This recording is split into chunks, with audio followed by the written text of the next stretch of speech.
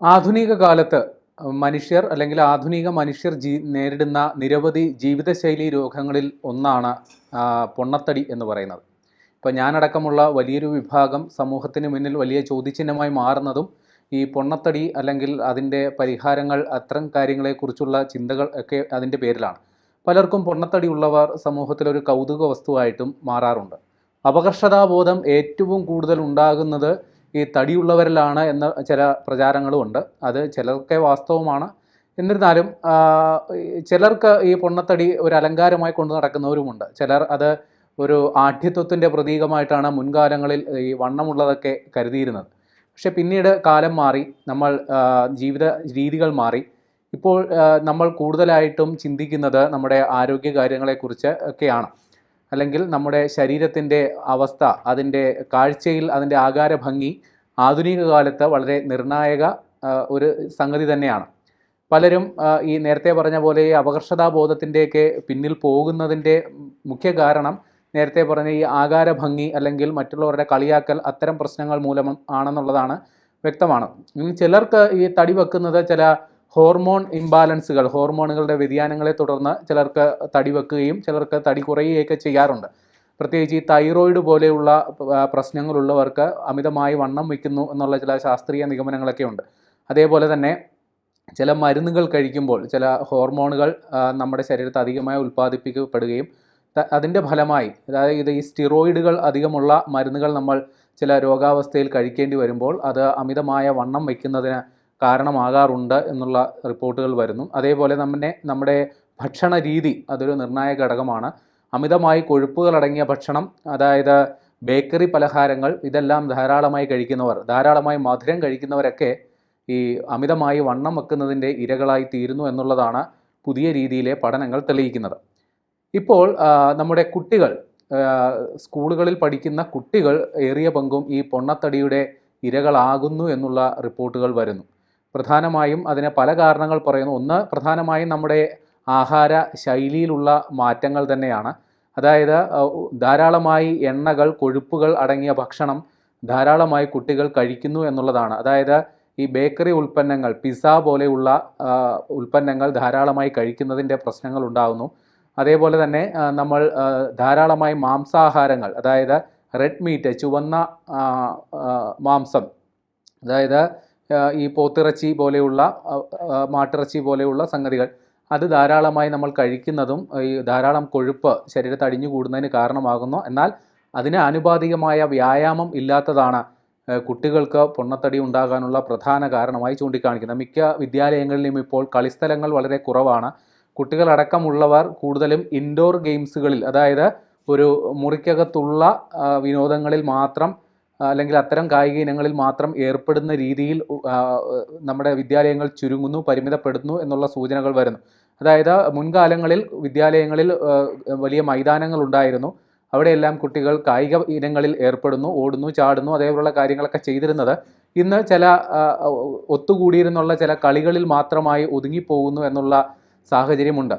അപ്പോൾ ഇത് വിദ്യാലയങ്ങളിൽ, അതായത് ചെറുപ്പക്കാർ അല്ലെങ്കിൽ കുട്ടികൾ നന്നേ ചെറുപ്പത്തിൽ തന്നെ പൊണ്ണത്തടിക്ക് ഇരയാകുന്നതിന് പരിഹാരമെന്ന നിലയിൽ CBSE, അതായത് central board of secondary education, ഇപ്പോൾ ചില നടപടികളുമായി മുന്നോട്ട് വന്നിരിക്കുകയാണ്. കഴിഞ്ഞ അധ്യയന വർഷം അവർ സ്കൂളുകളിൽ ഷുഗർ ബോർഡ് എന്ന് പറയുന്ന സംഗതി പ്രദർശിപ്പിക്കണം എന്നുള്ള ഉത്തരവ് പുറപ്പെടുവിച്ചിരുന്നു. അതായത് അമിതമായ മധുരം കഴിക്കുന്നത്, അതായത് ഞാൻ നേരത്തെ പറഞ്ഞ ബേക്കറി പലഹാരങ്ങൾ അടക്കം, അതായത് മധുര പലഹാരങ്ങൾ ധാരാളമായി കഴിക്കുന്നത് കൊണ്ടുണ്ടാകുന്ന ആരോഗ്യ പ്രശ്നങ്ങൾ, അത് പ്രമേഹമടക്കമുള്ള രോഗാവസ്ഥയിലേക്ക് പോകുന്നു, അതേപോലെ തന്നെ അമിതമായ വണ്ണം ഉണ്ടാക്കുന്നു തുടങ്ങിയ കണ്ടെത്തലുകളുടെ അടിസ്ഥാനത്തിലാണ് കഴിഞ്ഞ അധ്യയന വർഷം ഷുഗർ ബോർഡ് എന്ന് പറയുന്ന സംഗതി വിദ്യാലയങ്ങളിൽ പ്രദർശിപ്പിക്കണം. അതായത് ബോധവൽക്കരണ ക്യാമ്പയിനാണ്. ഇത് അധികമായി കഴിക്കുന്നത് മൂലമുണ്ടാകുന്ന രോഗസാധ്യതകളും ആരോഗ്യ പ്രശ്നങ്ങളും കുട്ടികളെ നേരിട്ട് ബോധ്യപ്പെടുത്താൻ വേണ്ടിയാണ് ഷുഗർ ബോർഡുകൾ പ്രദർശിപ്പിക്കണമെന്ന ഉത്തരവ് കഴിഞ്ഞ അധ്യയന വർഷം CBSE പുറപ്പെടുവിച്ചത്.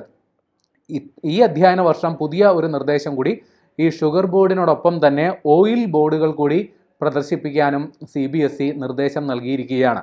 ഈ ഓയിൽ ബോർഡുകൾ എന്നാൽ ഉദ്ദേശിക്കുന്നത് ഈ ഫാറ്റ്, അതേസമയം തന്നെ ഓയിൽ, കൊഴുപ്പും അതേപോലെ എണ്ണയും, അത് ധാരാളമായി ശരീരത്തിൽ ചെന്നാൽ ഉണ്ടാകുന്ന ദൂഷ്യവശങ്ങളെക്കുറിച്ച് കുട്ടികളെ ബോധവൽക്കരിക്കാൻ വേണ്ടിയിട്ടുള്ള നിർദ്ദേശങ്ങളാണ് ഇപ്പോൾ നൽകിയിരിക്കുന്നത്. ഒരേ സമയം തന്നെ അതായത് കുട്ടികൾ കൂടുതലായി വന്ന് ഇരിക്കുന്ന ഇടങ്ങളിൽ, അതായത് ക്ലാസ് മുറികളിൽ, അവർ ഒഴിവ് സമയങ്ങളിൽ ഇരിക്കുന്ന സമയങ്ങളിൽ അവരുടെ ഡൈനിങ് ഏരിയകളിൽ, ലൈബ്രറികളിൽ, കളിസ്ഥലങ്ങളിലടക്കം ഇത്തരം സൂചനാ ബോർഡുകൾ പ്രദർശിപ്പിക്കണം എന്നുള്ളതാണ് നിർദ്ദേശത്തിലുള്ളത്. അതേപോലെ തന്നെ കുട്ടികളെ കൊണ്ട് ഇതുമായി ബന്ധപ്പെട്ടുള്ള പഠന പ്രവർത്തനങ്ങൾ ചെയ്യിപ്പിക്കുക, അതായത് സെമിനാറുകൾ നടത്തിക്കുക, ഇതുമായി ബന്ധപ്പെട്ടുള്ള ചാർട്ടുകൾ തയ്യാറാക്കുക, ഇത് സംബന്ധിച്ചുള്ള ക്വിസ് മത്സരങ്ങളിലേക്ക് അവരെ പങ്കെടുപ്പിക്കുക. അങ്ങനെ കുട്ടികളെ ഇത്തരം ഒരു പ്രവർത്തനത്തിൽ സക്രിയമായി ബന്ധപ്പെടുത്തുക എന്നുള്ള നിർദ്ദേശമാണ് ഈ CBSE സ്കൂളുകൾക്ക് നൽകിയിരിക്കുന്നത്. ഇനി ചില കണക്കുകൾ കൂടി നമ്മൾ അറിഞ്ഞിരിക്കേണ്ടതുണ്ട്. അതായത് നാഷണൽ ഫാമിലി ഹെൽത്ത് സർവേ അവർ നടത്തിയ ഒരു പഠനമുണ്ട്. അതായത് നഗരപ്രദേശങ്ങളിൽ അവർ നടത്തിയ പഠനം 2019-21 കാലയളവിലാണ് ഈ പഠനം നടന്നത്. അതിൽ ഞെട്ടിക്കുന്ന ഒരു വെളിപ്പെടുത്തലുകൾ വന്നിരിക്കുന്നു. അതായത് പ്രായപൂർത്തി ആയവരിൽ 20% പേർ വലിയ രീതിയിലുള്ള അമിതവണ്ണത്തിൻ്റെയോ അല്ലെങ്കിൽ പൊണ്ണത്തടിയുടെയോ ദൂഷ്യഫലങ്ങൾ അനുഭവിക്കുന്നു എന്നുള്ള ഒരു റിപ്പോർട്ടാണ്. അതായത് 100 പേരെടുത്താൽ അതിൽ 20 പേർക്ക് ഇത്തരം പ്രശ്നങ്ങളുണ്ട് നഗരപ്രദേശങ്ങളിൽ. അത് സ്വാഭാവികമാണ്. കാരണം ഒരു തിരക്കുള്ള ഒരു ജീവിതശൈലി പിന്തുടരുന്ന ആൾക്കാരാണ് നഗരപ്രദേശങ്ങളിലുള്ളത്. അതേപോലെ തന്നെ ഈ ഗ്രാമങ്ങളിലെ അപേക്ഷിച്ചത് അവർക്ക് ഒത്തുകൂടാനോ മറ്റു കാര്യങ്ങളിൽ ഏർപ്പെടാനുള്ള സൗകര്യങ്ങളുടെ പരിമിതികളുണ്ട്. ഉണ്ടെങ്കിൽ തന്നെയും അല്ലെങ്കിൽ ജിമ്മുകളോ അല്ലെങ്കിൽ ഏതെങ്കിലും പാർക്കുകളിലോ പോകേണ്ടി വരും. അവരുടെ വീടിൻ്റെ ചുറ്റളവിൽ അത്തരം സൗകര്യങ്ങളില്ലാത്തതാണ് അധിക പേരെയും ഇത്തരം വ്യായാമങ്ങളിൽ ഏർപ്പെടുന്നതിൽ നിന്ന് അകറ്റി നിർത്തുന്നത്. അതേപോലെ തന്നെ നഗരപ്രദേശങ്ങളിൽ ഓഫീസുകൾ കേന്ദ്രീകരിച്ചുള്ള തൊഴിലുകളായിരിക്കും ഉണ്ടാകുക. ഗ്രാമങ്ങളിൽ താരതമ്യേന കൃഷി അടക്കമുള്ള കാര്യങ്ങൾ നടക്കുമ്പോൾ നഗരങ്ങളിൽ സ്വാഭാവികമായും ഓഫീസ് പ്രവർത്തനങ്ങളായിരിക്കും നടക്കുക. അതുകൊണ്ട് തന്നെ അത്തരം ജീവിതക്രമവുമായി പൊരുത്തപ്പെട്ട് നിൽക്കുന്നത് കൊണ്ട് തന്നെ പ്രായപൂർത്തിയായവരിൽ ഒരു 20%-ലധികം പേർ പൊണ്ണത്തടിയുടെ പ്രശ്നങ്ങൾ അനുഭവിക്കുന്നു എന്നുള്ള പഠന റിപ്പോർട്ട് വന്നിരുന്നു. അതേപോലെ മറ്റൊരു ഞെട്ടിക്കുന്ന സംഗതിയും കൂടി വന്നിരിക്കുന്നു. അതായത് ദ ലാൻസെറ്റ് എന്ന് പറയുന്ന ഒരു ജേണൽ, അത് ഈ ആരോഗ്യ കാര്യങ്ങളെക്കുറിച്ച് പഠനങ്ങൾ നടത്തി റിപ്പോർട്ടുകൾ പ്രസിദ്ധീകരിക്കുന്ന ഒരു ജേണലാണ്. അവർ പറഞ്ഞിരിക്കുന്ന ഒരു ഞെട്ടിക്കുന്ന ഒരു സംഗതിയും കൂടിയുണ്ട്. അതായത് 2050 ആകുമ്പോൾ നമ്മുടെ രാജ്യം പൊണ്ണത്തടിയന്മാരുടെ എണ്ണത്തിൽ 2ാം സ്ഥാനത്ത് എത്തും എന്നുള്ള റിപ്പോർട്ടുകളാണ് ദ ലാൻസെറ്റ് പുറത്തുവിടുന്നത്. അതായത് ഇവരുടെ ഒരു കണക്ക് പ്രകാരം 2021 നമ്മുടെ രാജ്യത്ത് 18 കോടിയോളം പേർ ഇതേപോലെയുള്ള അമിതവണ്ണത്തിൻ്റെ പ്രശ്നങ്ങൾ അനുഭവിക്കുന്നവരാണെന്നാണ് കണ്ടെത്തിയിരിക്കുന്നത്. എന്നാൽ 2050 ആകുമ്പോൾ ഇവരുടെ എണ്ണം 45 കോടിയിലേക്ക് എത്തും എന്നുള്ള ഗുരുതരമായ ഒരു സംഗതി കൂടിയുണ്ട്. അതായത് ലോകത്ത് പൊണ്ണത്തടിയന്മാരുടെ എണ്ണത്തിൽ 2ാം സ്ഥാനത്തേക്ക് ആ ഒരു നാണക്കേട് നമ്മുടെ ഇന്ത്യക്ക് ഉണ്ടാകും എന്നുള്ള റിപ്പോർട്ടാണ് ഇവർ പുറത്തുവിടുന്നത്. ഇനി പൊണ്ണത്തടിയുടെ എണ്ണത്തിൽ 1ാം സ്ഥാനത്ത് ആരായിരിക്കും എന്നുള്ളൊരു കൗതുകകരമായ ചോദ്യം ഉണ്ടാകില്ല. അതിൻ്റെ ഉത്തരം ഇതാണ്. അതായത് ടോങ്ക എന്ന് പറയുന്ന ഒരു തെക്കൻ ശാന്ത സമുദ്രത്തിലെ ഒരു ദ്വീപ രാഷ്ട്രമാണ് ടോങ്ക.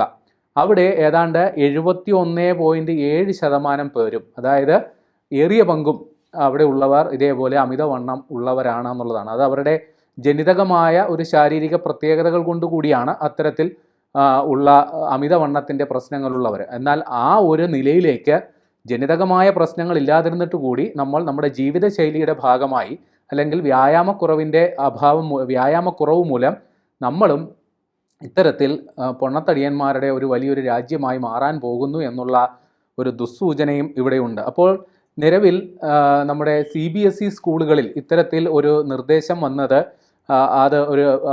അത് നമ്മൾ ശ്ലാഘനീയമാണ്. അത്തരത്തിൽ അതായത് കുട്ടികളെ ഇക്കാര്യത്തിൽ ബോധവൽക്കരിക്കുക എന്നുള്ളത് അടിയന്തരമായ കാര്യമാണ്. കാര്യം ഈ പരസ്യങ്ങളിൽ TV അടക്കമുള്ള യൂട്യൂബ് അടക്കമുള്ള മാധ്യമങ്ങളിലൂടെ ധാരാളം ഈ ജങ്ക് ഫുഡ്സ് എന്നാണ് അതിനെ ഓമന പേരിട്ട് വിളിക്കുക. അതായത് നമ്മുടെ ബേക്കറി ഉൽപ്പന്നങ്ങൾ, ലളിതമായ ഭാഷയിൽ അങ്ങനെ പറഞ്ഞാൽ മതിയാകും.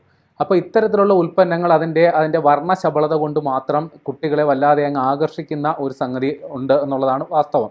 അപ്പോൾ ഇത്തരം ഭക്ഷണ പദാർത്ഥങ്ങൾ വലിയ അളവിൽ പഞ്ചസാരയോ അല്ലെങ്കിൽ കൊഴുപ്പോ വലിയ അളവിൽ അടങ്ങിയിട്ടുണ്ട് എന്നുള്ളതാണ് ദുഃഖസത്യം. പക്ഷേ കുട്ടികൾ ഇത്തരം ഭക്ഷണങ്ങൾ വളരെ ആസ്വാദ്യതയോടെ കഴിക്കുന്നു. അത് വേണമെന്ന് മാതാപിതാക്കളോട് നിർബന്ധം പിടിക്കുന്നു. അതേപോലെ തന്നെ നമ്മുടെ വിപണിയിൽ ഇന്ന് കിട്ടുന്ന പലതരം പാക്കറ്റ് ഫുഡ്സുകളുണ്ട്, ചില ബിസ്ക്കറ്റുകളടക്കം, ചില മിഠായികളടക്കം. അതെല്ലാം തന്നെ വലിയ രീതിയിലുള്ള ആരോഗ്യ പ്രശ്നങ്ങൾ ഉണ്ടാക്കുന്നു എന്നുള്ള ഒരു നഗ്നസത്യം നിലനിൽക്കെ പരസ്യങ്ങളിൽ ആകൃഷ്ടരായി അല്ലെങ്കിൽ ചില സെലിബ്രിറ്റികളായിരിക്കും ഇത്തരം ഉൽപ്പന്നങ്ങളുടെയൊക്കെ ബ്രാൻഡ് അംബാസഡറായിട്ടുണ്ടാകുക. അപ്പോൾ അത്തരം ചില ഘടകങ്ങളിൽ ആകൃഷ്ടരായി കുട്ടികളടക്കമുള്ളവർ അത്തരം ഉൽപ്പന്നങ്ങൾ ധാരാളമായി ഉപയോഗിക്കുമ്പോൾ അവർ വളരെ സാവധാനത്തിൽ ഇത്തരത്തിലുള്ള ഒരു രോഗാവസ്ഥയിലേക്ക് പോകുന്നു എന്നുള്ള യാഥാർത്ഥ്യം അവർ പലപ്പോഴും ഉൾക്കൊള്ളുന്നില്ല എന്നുള്ളതാണ് വാസ്തവം. പിന്നെ ഒരു പരിധിവരെ നമ്മുടെ വിദ്യാലയങ്ങളിൽ ഇപ്പോൾ ഇപ്പോൾ നമ്മുടെ പുതിയ നിർദ്ദേശം അനുസരിച്ച് സൂംബ പോലെയുള്ള പുതിയ വ്യായാമ രീതികൾ സ്കൂളുകളിൽ അവലംബിക്കുന്നത് ഒരു പരിധിവരെ ഇവരുടെ ആരോഗ്യ പ്രശ്നങ്ങൾക്ക് പരിഹാരമുണ്ടാക്കാൻ ഉള്ള സാധ്യതയുണ്ട്.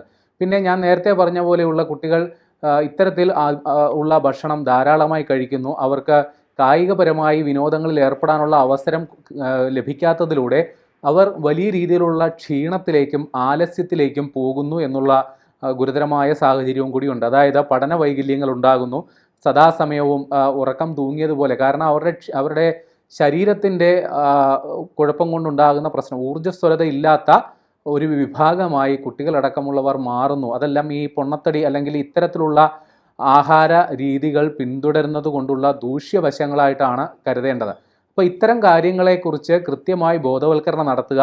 അതോടൊപ്പം തന്നെ ഇത്തരം കാര്യങ്ങളെക്കുറിച്ച് കുട്ടികളിൽ ഒരു മത്സരാധിഷ്ഠിത രീതി, അതായത് നേരത്തെ പറഞ്ഞതുപോലെയുള്ള ക്വിസ് മത്സരങ്ങൾ സംഘടിപ്പിക്കുക, അല്ലെങ്കിൽ ഇതുമായി ബന്ധപ്പെട്ടുള്ള സെമിനാറുകളിൽ കുട്ടികളെ പങ്കെടുപ്പിക്കുക, അല്ലെങ്കിൽ ഇതുമായി ബന്ധപ്പെട്ടുള്ള ബോധവൽക്കരണ ചാർട്ടുകൾ, അല്ലെങ്കിൽ സമാനമായ രീതിയിലുള്ള ഇപ്പോൾ യുവതലമുറയിൽ റീൽസൊക്കെ ഉണ്ടാക്കുന്നത് സാർവത്രികമാണല്ലോ. അപ്പോൾ ഇതുമായി ബന്ധപ്പെട്ടുള്ള ബോധവൽക്കരണ റീൽസുകൾ ഉണ്ടാക്കുക. അങ്ങനെ ഏത് മാർഗം ഉപയോഗിച്ചും കുട്ടികളെ ഈ പറയുന്ന രീതിയിൽ ഇത്തരം മോശം രീതിയിലുള്ള അല്ലെങ്കിൽ ആരോഗ്യത്തിന് ഗുരുതരമായി ബാധിക്കുന്ന തരത്തിലുള്ള ആഹാരശീലങ്ങളിൽ നിന്ന് കുട്ടികളെ മുക്തരാക്കുക, അല്ലെങ്കിൽ അവരെ അതിൽ നിന്ന് മാറി ചിന്തിക്കാൻ പ്രേരിപ്പിക്കുന്ന തരത്തിലുള്ള നടപടികളിലേക്ക് സ്കൂളുകൾ മാറേണ്ടത് അത്യന്താപേക്ഷിതമാണ്. കാരണം ഇന്നത്തെ കാലത്ത് മാതാപിതാക്കൾക്ക് കുട്ടികളെ ഇത്തരം കാര്യങ്ങളിൽ അധികമായി ശ്രദ്ധിക്കാനുള്ള സമയം ലഭിക്കാറില്ല എന്നുള്ളത് ഒരു യാഥാർത്ഥ്യമാണ്. വീടുകളിൽ വൈകുന്നേരങ്ങൾ സമയങ്ങൾ മാത്രമാണ് ഏറിയ പങ്കും മാതാപിതാക്കളും കുട്ടികളും ഒത്തുകൂടുന്ന സമയം തന്നെ ഉള്ളത്. അപ്പോൾ ആ സമയങ്ങളിൽ ചിലപ്പോൾ പഠനത്തിന് ആവശ്യമുണ്ടാകും, ചിലപ്പോൾ ഒത്തുകൂടുന്ന സമയത്ത് അവർ സിനിമയോ മറ്റു കാര്യങ്ങളോ അതുമായി മുഴുകിയിരിക്കും. അപ്പോൾ വിദ്യാലയങ്ങളിൽ ഏതാണ്ട് 6, 7, 8 മണിക്കൂർ ചെലവഴിക്കുന്ന വിദ്യാലയങ്ങളിൽ ഇത്തരം കാര്യങ്ങൾക്ക് വേണ്ടി ഒരു മണിക്കൂർ അല്ലെങ്കിൽ ഒരു അരമണിക്കൂറെങ്കിലും മിനിമം കണ്ടെത്താൻ സാധിച്ചാൽ ഒരു പരിധിവരെ ഇത്തരം കാര്യങ്ങളിൽ, അതായത് മോശം ആഹാരശീലങ്ങളിൽ നിന്ന് മാറി പുതിയ ആഹാര രീതികൾ, അതായത് കൂടുതൽ നാരുകളടങ്ങിയ ഭക്ഷണം കഴിക്കുക, കുറേ കൂടി അതായത് കൊഴുപ്പ് രഹിതമായിട്ടുള്ള മാംസാഹാരങ്ങൾ അല്ലെങ്കിൽ അത്തരം പാനീയങ്ങൾ അത് ശീലമാക്കുക, ധാരാളം പ്രോട്ടീൻ, അതായത് നല്ല കുട്ടികളുടെ പ്രായത്തിൽ നല്ല വളർച്ച ഉണ്ടാകേണ്ട സമയമാണ്, പേശികൾക്കും മസിലുകൾക്കും നല്ല വളർച്ച ഉണ്ടാകേണ്ട സമയമാണ്. അത്തരം സാഹചര്യത്തിൽ പ്രോട്ടീൻ അടങ്ങിയ ഭക്ഷണം ധാരാളമായി കഴിക്കുക. ഇത്തരം കാര്യങ്ങളിൽ കുട്ടികൾക്കുള്ള ബോധവൽക്കരണം ഉണ്ടാക്കാൻ ഇപ്പോൾ CBSE നടത്തിയ ഒരു ശ്രമം അത് വളരെ വിജയകരമാണ്. അത് മറ്റ് മേഖലകളിലും കൂടി അനുകരിക്കപ്പെടട്ടെ എന്ന് ആഗ്രഹിക്കുന്നു.